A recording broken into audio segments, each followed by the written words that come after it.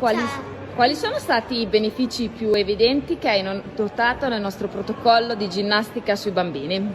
Allora, la rabbia di Miki si è attenuata molto, il rendimento scolastico è diventato molto più ampio, diciamo così, l'attenzione soprattutto, la condivisione. È arrivata. Ok, perfetto, va benissimo. Grazie.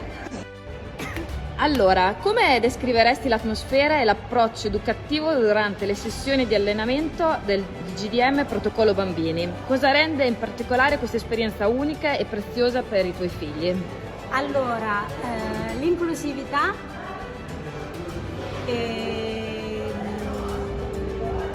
lo sport di squadra, non c'è la competizione, l'approccio è bellissimo e anche il rapporto che si è creato tra i bambini. Ok, perfetto, benissimo.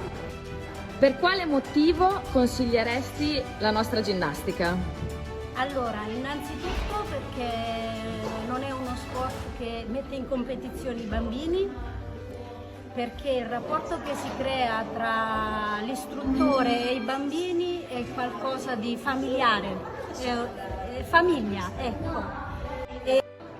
Allora, quali sono i benefici più evidenti che hai riscontrato in questo tipo di allenamento sui tuoi figli? I benefici sono stati principalmente nel modo di porsi, ma anche a livello di schiena, così, visto che loro fanno altri due sport molto fisici, abbiamo visto un miglioramento soprattutto nella resistenza.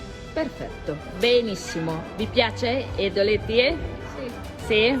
Bene, un po' più di entusiasmo? Sì! Yeah!